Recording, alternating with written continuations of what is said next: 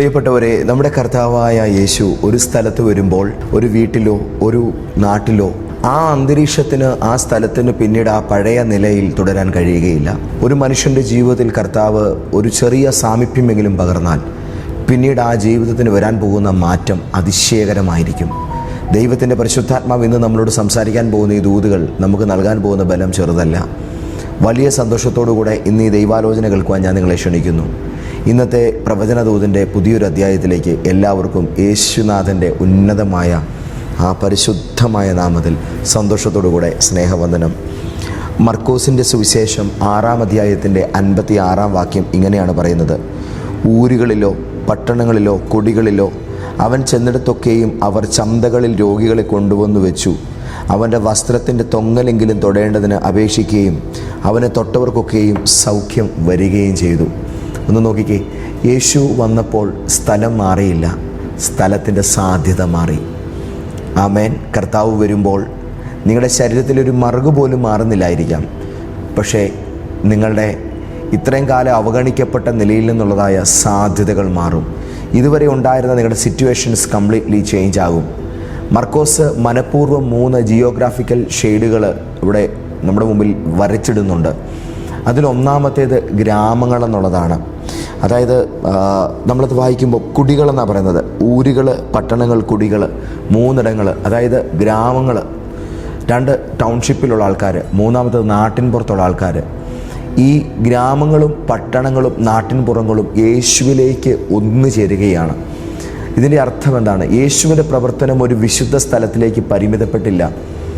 കേവലം യഹൂദന്മാരുടെ ഏതെങ്കിലും സിനഗോഗുകളിലോ അവരുടെ മഹാദേവാലയത്തിലോ മാത്രം പ്രവർത്തിക്കുന്ന ഒരു ദൈവിക സാന്നിധ്യമായിരുന്നില്ല യേശുവിൽ നമ്മൾ കാണുന്നത്.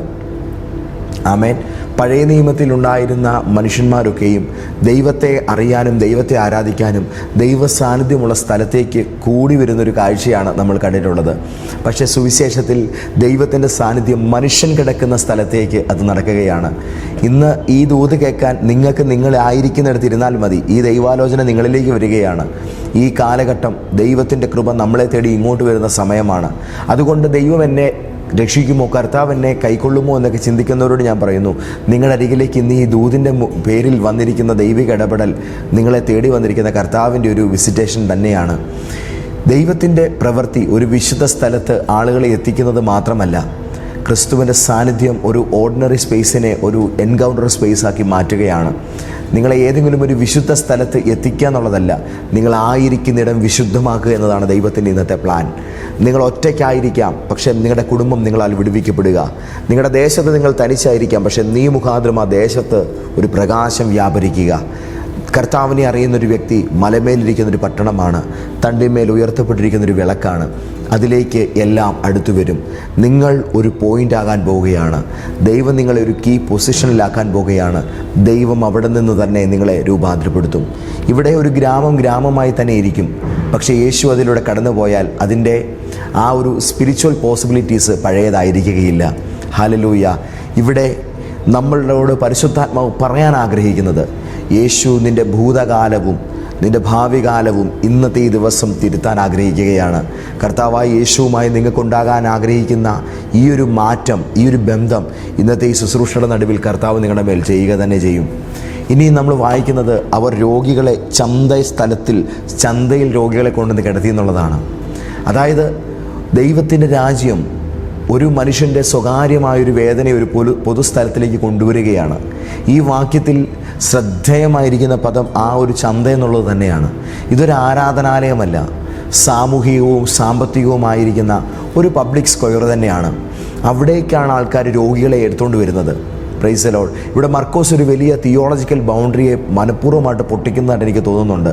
കാരണം ഇന്ന് വരെ ഉണ്ടായിരുന്നതൊക്കെയും സിനഗോഗുകളിലും ദേവാലയങ്ങളിലും മാത്രമായി നിൽക്കുന്നതായ ആത്മീക പ്രവർത്തനങ്ങളാണെന്നാണ് എല്ലാവരും കണ്ടതെങ്കിൽ, യേശുവിൻ്റെ ദൈവരാജ്യ ദൗത്യം കേവലം ഏതൊക്കെയോ മതത്തിൻ്റെ മതിലുകൾക്കകത്ത് മാത്രം പ്രവർത്തിക്കുന്നില്ല. മനുഷ്യൻ്റെ യാഥാർത്ഥ വേദന എവിടെയുണ്ടോ അവിടെ ദൈവരാജ്യം എത്തുന്നു. നിങ്ങൾ ഇന്ന് രാവിലെ എൻ്റെ വാക്കുകൾ കേൾക്കുമ്പോൾ, നിങ്ങൾ ഏത് മതത്തിൽ വിശ്വസിക്കുന്ന ഒരാളാണെങ്കിലും, ഏത് സാഹചര്യത്തിൽ ഏത് കൾച്ചറിൽപ്പെട്ട ഒരാളാണെങ്കിലും, നിങ്ങൾക്ക് വേദനയുണ്ടോ, യേശുവിൻ്റെ രാജ്യം അവിടെയുണ്ട്. നിങ്ങൾക്കൊരു സങ്കടമുണ്ടോ? കർത്താവ് അവിടെ വെളിപ്പെടുവാൻ ആഗ്രഹിക്കുന്നുണ്ട്. ഹല്ലേലൂയ. നമ്മളുടെയൊക്കെ സഭയ്ക്കുള്ളിൽ ഒരുപാട് അത്ഭുതങ്ങൾ നടക്കുന്നുണ്ട് എന്നത് അതല്ല കർത്താവ് കാണാൻ ആഗ്രഹിക്കുന്നത്. സഭയ്ക്ക് പുറത്തുള്ളൊരു മനുഷ്യൻ്റെ വേദനയിലേക്ക് ക്രിസ്തുവിൻ്റെ ജീവനായിട്ട് നമുക്ക് പോകാൻ കഴിയുന്നുണ്ടോ എന്നുള്ളതാണ് കർത്താവ് നമ്മളോട് ചോദിക്കുന്ന ചോദ്യം. അതുകൊണ്ട് തന്നെ മാളികമുറിയിലെ ഉണർവിനാൽ തൻ്റെ ശിഷ്യന്മാർ ഇരുന്നു പോകരുതെന്നുള്ളത് യേശുവിൻ്റെ തീരുമാനമായിരുന്നു. മാളികമുറിയിൽ ഭയങ്കര കാര്യങ്ങളൊക്കെ നടക്കുമെന്ന് കർത്താവിന് തന്നെ അറിയാം. എന്നാൽ ആ മാളികമുറിയിൽ ആത്മാവിൻ്റെ വലിയ നിറവുകളെ സ്വീകരിച്ചവർ ലോകത്തിൻ്റെ വിഭിന്ന ഭാഗങ്ങളിലേക്ക് ചിതറിപ്പോകണമെന്നതായിരുന്നു പരിശുദ്ധാത്മാവിൻ്റെ പദ്ധതി അവരെക്കുറിച്ചുള്ളത്. ഇന്ന് രാവിലെ എന്നെ കേൾക്കുന്നവരോട് ഞാൻ പറയുന്നു, നിനക്ക് കിട്ടിയ ശുശ്രൂഷ നീ അതുകൊണ്ടിരുന്നാൽ ദൈവം നിന്നെ ഒരു ദിവസം എഴുന്നേൽപ്പിച്ച് ഓടിപ്പിക്കും. നിങ്ങൾക്ക് കിട്ടിയ അനുഗ്രഹങ്ങൾ അത് നിങ്ങൾക്ക് തന്നെ അടക്കി വെക്കാനുള്ളതല്ല, തുറക്കപ്പെടാനുള്ളതാണ്. ഇന്ന് രാവിലെ നിങ്ങളോട് ഞാൻ ആത്മാവിൽ പറയട്ടെ, ദൈവം ഒന്നും നിങ്ങൾക്ക് മാത്രമായി തരുന്നില്ല. നിങ്ങളിലൂടെ മറ്റുള്ളവരെ കൂടെ കർത്താവ് ഫോക്കസ് ചെയ്യുന്നുണ്ട്. നിങ്ങളിലൂടെ ദേശങ്ങളെ ദൈവം കവർ ചെയ്യാൻ ആഗ്രഹിക്കുന്നുണ്ട്. രാജ്യങ്ങളെ ദൈവം തൊടാൻ ആഗ്രഹിക്കുന്നുണ്ട്. ഭൂഖണ്ഡങ്ങളെ ഇളക്കാൻ ആഗ്രഹിക്കുന്നുണ്ട്. ജനതകൾക്കൊരു മാർഗദീപം ഉണ്ടാക്കാൻ ദൈവം ആഗ്രഹിക്കുന്നുണ്ട്. നിങ്ങൾ കരുതുന്നുണ്ടാകാം, ഞാനെന്ന് പറയുന്ന വ്യക്തി എന്താണ്? ഒരു രോഗിയായിരിക്കാം, ഞാനൊരു ഭാരപ്പെടുന്ന ആളായിരിക്കാം. പക്ഷേ നിങ്ങളുടെ സൗഖ്യം ഒരു ചരിത്രമാകില്ലെന്ന് ആര് കണ്ടു?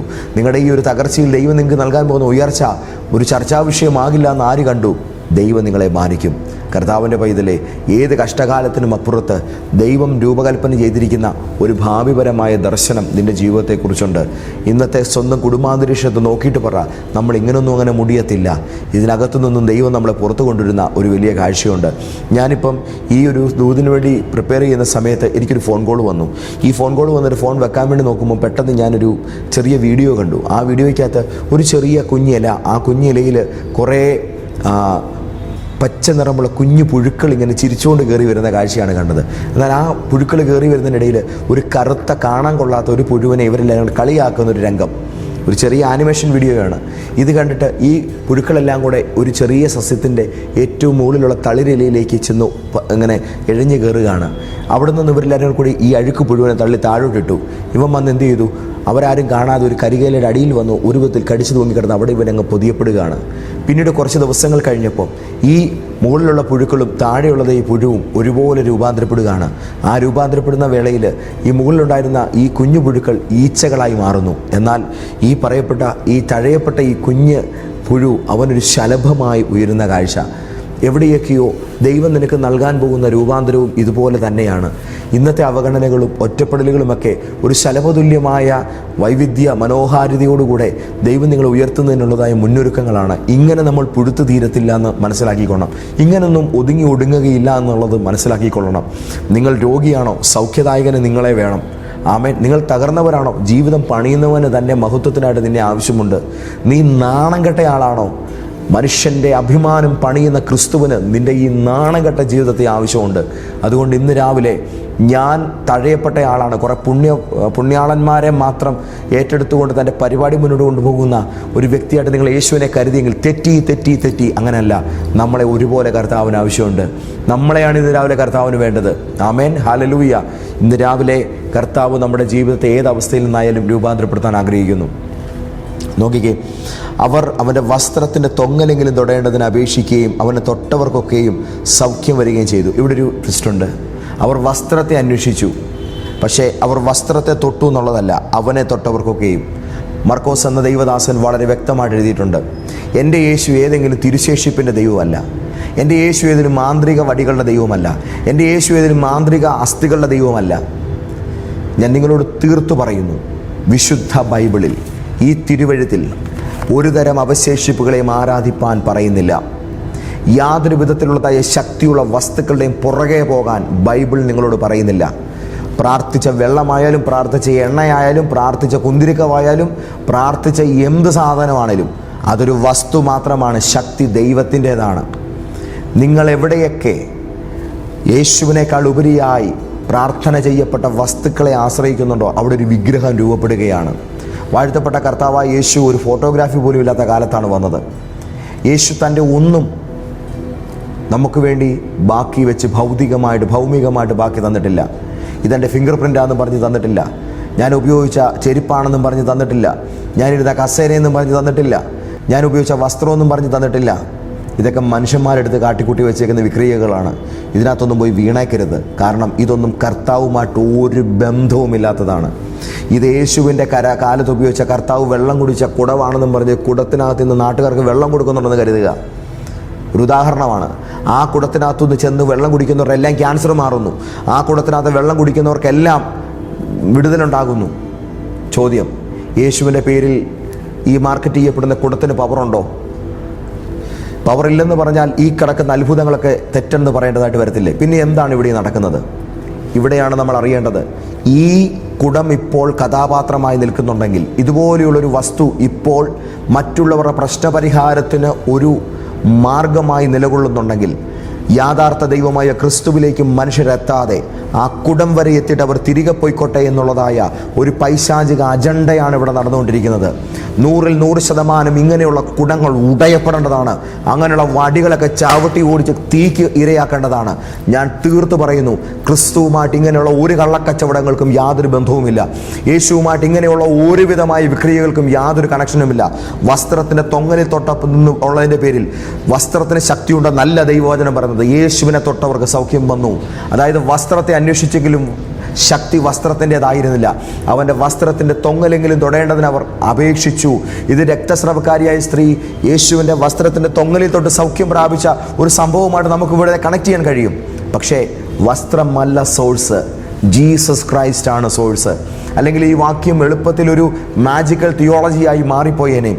വസ്ത്രത്തിൻ്റെ അറ്റം ഒരു പോയിന്റ് ഓഫ് കോണ്ടാക്റ്റ് മാത്രമാണ്. ശക്തിയുടെ ഉറവിടം യേശു ക്രിസ്തു മാത്രമാണ്. ഇതാണ് ഒരു മെച്യൂർ ഫെയ്ത്ത് എന്ന് പറയുന്നത്. ഇതിൻ്റെ പുറകെ പോകലല്ല, യേശുവിൻ്റെ പിന്നാലെ വരിക. അതുകൊണ്ട് എണ്ണ, കൈവപ്പ്, വസ്ത്രം, സ്ഥലം, ശുശ്രൂഷകൻ, പാസ്റ്റർ, പ്രവാചകൻ, ഇങ്ങനെയുള്ള എല്ലാം രണ്ടാം കിടകളാണെന്ന് മനസ്സിലാക്കിക്കൊള്ളുക. എല്ലാറ്റിനും മീതെ തല കർത്താവായ യേശുവാണ്. ഇവയെല്ലാം യേശുവിനെ റീപ്ലേസ് ചെയ്യാൻ ശ്രമിക്കുന്ന നിമിഷം ഒരു സൈൻ തന്നെ ഒരു ഐഡലായി മാറും. ഒരു തെളിവ് തന്നെ, അല്ലെങ്കിൽ ഒരു കർത്താവായ യേശുവിൻ്റെ സാമീപ്യത്തിന് തെളിവായി നിൽക്കേണ്ട എന്തൊക്കെയോ യേശു എന്ന നിലയിൽ മനുഷ്യർ തെറ്റിദ്ധരിക്കാൻ സാധ്യതയുണ്ട്. വിശ്വാസത്തിൻ്റെ ലക്ഷ്യം ഒരു മെത്തേഡ് ഉണ്ടാക്കലല്ല, അത് ജീസസ് ക്രൈസ്റ്റിനെ നമ്മുടെ ജീവിതത്തിലേക്ക് കൊണ്ടുവരിക എന്നതാണ്.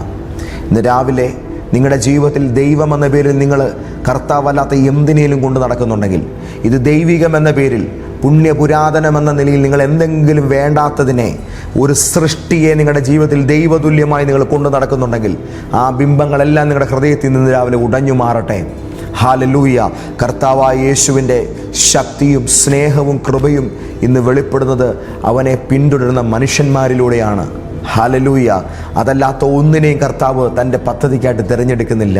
ഇവിടെ ഇന്ന് രാവിലെ നമ്മളിത് വായിക്കുമ്പോൾ തൊട്ടവർ എന്നതിനേക്കാൾ ശക്തമായ മറ്റൊരു വാക്ക് ഇവിടെയുണ്ട്.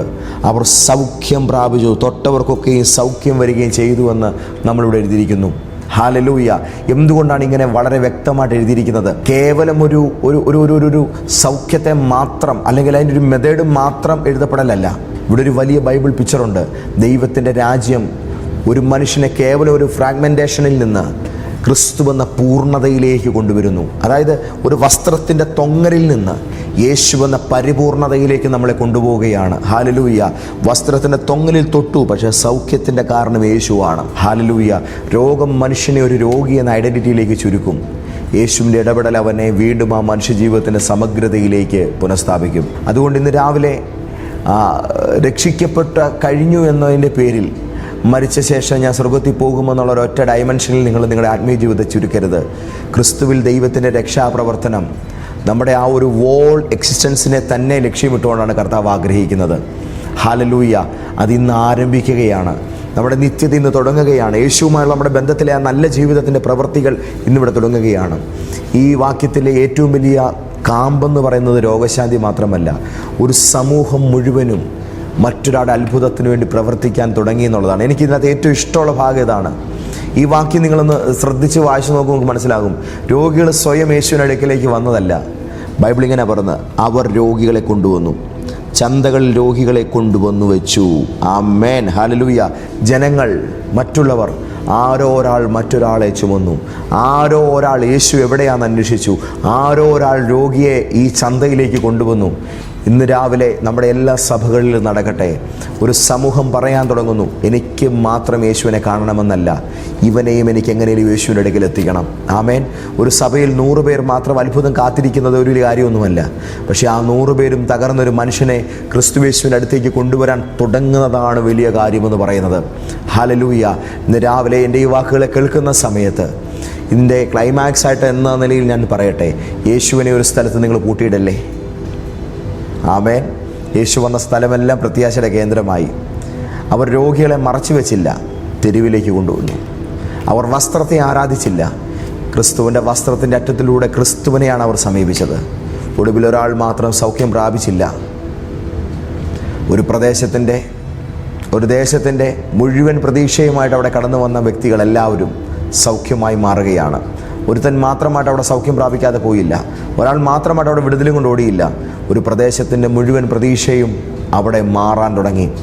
യേശു നമ്മുടെ സഭയിൽ വന്നു എന്ന് പറയുന്നതല്ല, യേശു നമ്മുടെ ഇടയിൽ വന്നതുകൊണ്ട് നമ്മുടെ പ്രദേശത്തുള്ള, നമ്മൾ വാസിക്കുന്ന നാട്ടിലുള്ള തകർന്ന മനുഷ്യരെല്ലാം പഴയ പോലെ തുടരാൻ കഴിയാത്തൊരവസ്ഥയിൽ കർത്താവിനാൽ പുതുക്കപ്പെട്ടിരിക്കുന്നു എന്നുള്ള നിലയിലേക്ക് നമ്മുടെ ആത്മീയതകളൊന്ന് വിശാലത പ്രാപിക്കട്ടെ.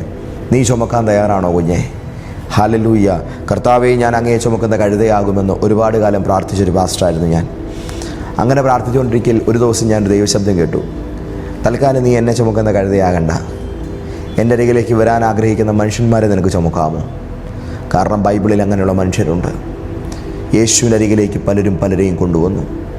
ഒരു പീറ്ററിനെ, ഒരു അന്ത്രയോസ് യേശുവിൻ്റെ അരികിലേക്ക് കൊണ്ടുവന്നു. 4 പേർ ചേർന്ന് പാരലൈസ്ഡായിപ്പോയൊരു മനുഷ്യനെ ചുമന്നുകൊണ്ട് വന്ന് വീടിൻ്റെ മേൽക്കൂര പൊളിച്ച് അവനെ എടുത്ത് കർത്താവിന് മുമ്പിൽ വെച്ചു. ആരോ വേണോന്നേ ദൈവപ്രവൃത്തിയുടെ അടുക്കിലേക്ക് നമ്മളെ കൊണ്ടുപോകാൻ. ഇന്ന് രാവിലെ ദൈവം നിന്നെ മാന്യതയുള്ളവനായി വിളിക്കുന്നു. അനേകർക്ക് നീ ഒരു അനുഗ്രഹമുള്ളവനായി മാറണം. അനേകർക്ക് നീ ഒരു പ്രതീക്ഷ നൽകുന്ന വ്യക്തിയായി തീരണം. ദൈവം നിൻ്റെ മേൽ നൽകിയിരിക്കുന്ന സുവിശേഷ ദർശനം എന്തേ അതിനെയും നീ മൂടി വച്ചിരിക്കുന്നു? മറ്റൊരാളെ കർത്താവിലേക്ക് കൊണ്ടുവരാൻ എന്തേ നീ വെയിറ്റ് ചെയ്യുന്നു? യേശു നിങ്ങളുടെ വീട്ടിലുണ്ട് എന്നുള്ളത് എല്ലാവരും അറിയട്ടെ. ആ വീടൊരു പ്രാർത്ഥനയുടെ സങ്കേതമാകട്ടെ. നിങ്ങൾ അയൽ ഭവനങ്ങളിലേക്ക് പോവുക, ആ വീട്ടിൽ യേശു വന്നു എന്നുള്ളത് തൊട്ടടുത്ത ഭവനം കൂടെ അറിയട്ടെ. നിങ്ങൾ അടുത്ത ഗ്രാമത്തിലേക്ക് പോവുക, അവിടെയും യേശു വന്നിട്ടുണ്ടെന്ന് എല്ലാവരും അറിയട്ടെ. അടുത്ത ജില്ലയിലേക്ക് പോവുക, അടുത്ത പട്ടണത്തിലേക്ക് പോവുക. പ്രചരിക്കട്ടെ ദൈവരാജ്യം, വളരട്ടെ യേശുവിൻ്റെ രാഷ്ട്രം. ഞങ്ങളുടെ കർത്താവ് ഇന്നത്തെ പ്രവചന ദൂതിൽ യേശു നൽകിയ ദൂതിനെ ഞങ്ങൾ സന്തോഷത്തോടെ സ്വീകരിച്ച് അങ്ങേക്ക് നന്ദി പറഞ്ഞ് പ്രാർത്ഥിക്കുന്നു. അങ്ങയുടെ മക്കളെല്ലാവരും ഇന്ന് രാവിലെ ഈ ദൂതിനകത്ത് വലിയ ആത്മീക വിരുദ്ധലും സമാധാനവും പ്രാപിച്ച് ശക്തരായി തീരട്ടെ എന്ന് പ്രാർത്ഥിക്കുന്നു. മുൻപോട്ട് വരെ നയിക്കണം. ഇന്നത്തെ ദിവസം അവർക്ക് അനുഗ്രഹമാക്കി തീർക്കണം. യേശു ക്രിസ്തുവിൻ്റെ മഹത്വമേറിയ നാമത്തിൽ തന്നെ. ആമേൻ, ആമേൻ, ആമേൻ. പിതാവായ ദൈവത്തിൻ്റെ സ്നേഹവും യേശു ക്രിസ്തുവിൻ്റെ കൃപയും പരിശുദ്ധാത്മാവിൻ്റെ കൂട്ടായ്മയും നിങ്ങളോടുകൂടി ഉണ്ടായിരിക്കുമാറാകട്ടെ. ആമേൻ, ആമേൻ.